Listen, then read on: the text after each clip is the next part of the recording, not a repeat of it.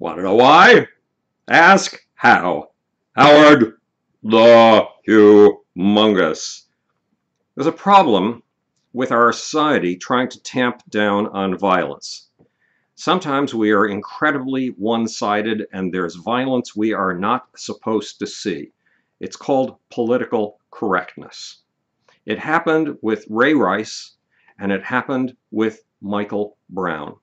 If you've watched the Ray Rice videos, the videos with Ray Rice and his girlfriend, they walk into a building toward an elevator.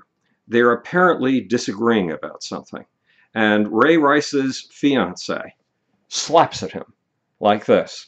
When they get into the elevator, it's hard to see if he touches her at all. But she, again, slaps at him. And then she lunges at him like a maddened beast. I don't know if you've ever had a cat go ballistic and attack your face. The beast goes utterly feral. And you can see in its eyes that it wants to eradicate you from the face of the earth. It views you as a mortal danger. It is not just a little pussycat anymore. It's a weapon. That kind of feral ferocity is what Ray Rice's fiance demonstrated in that elevator. She launched herself at him with full force and her hands out to attack. Now, should Ray Rice have punched her so hard that she was knocked unconscious? No. But none of us are trained for the kind of really intense fights that a marriage or a romantic relationship rouses.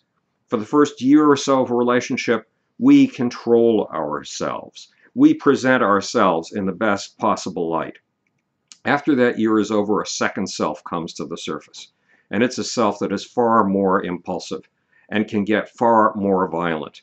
And we need to train ourselves to control it. If you feel the urge to attack somebody physically, you should step away. You should get out of the picture. Now that's impossible when the two of you are trapped in an elevator.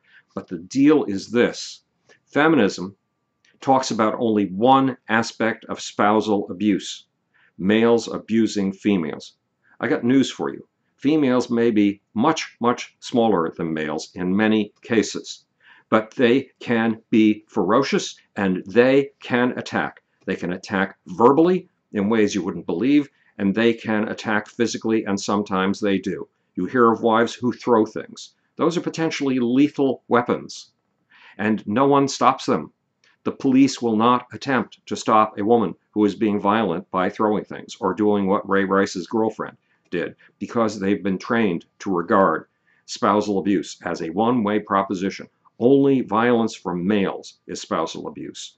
They do not regard violence from females as spousal abuse. Well, I got news for you. It's time to go beyond feminism. It's time to go to humanism. It's time to recognize that, as the Bill of Rights says, we are all created equal. The deal with Michael Brown.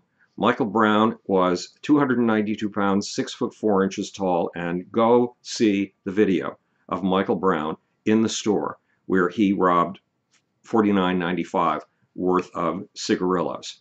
The real critical scene was when Michael Brown is walking out of the store with goods he has not paid for, and a store clerk who comes up to only about here on Michael Brown, who's a flea compared to Michael Brown, tries to go after him and get in front of him before he can get out of the store. Michael Brown brushes him physically aside as if he were a flea. And to Michael, he is a flea because Michael is a giant. And then when the store clerk apparently continues to complain that Michael is walking out without paying for the goods, Michael turns around and charges at the man. And it is an extremely intimidating charge because Michael Brown is a giant, a Goliath. Should Michael Brown have been killed? No. You do not kill a person for stealing $50 worth of cigarillos. You do not kill a person for bullying. But should we, at the same time that we decry Michael Brown's killing, decry the bullying to which Michael Brown apparently felt completely entitled? Don't lose sight of the violence that political correctness hides. The violence of Michael Brown, against that store clerk, the violence of Ray Rice's fiance against Ray Rice. Ah! I should have turned this off before. Ah! Violence should be stopped wherever we can stop it. It should be the last resort. It should be used only to save life and limb. Keep the violence for ISIS, which has just cut off another Western head today, a Britisher.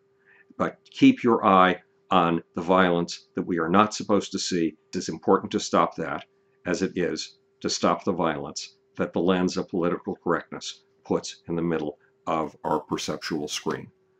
This is Howard the Humongous, speaking to you from the future. It's your job and my job to make, or want to know why, ask how. And now for that infinitely tricky, little slimy sleazy, evasive off button. I think I've got it.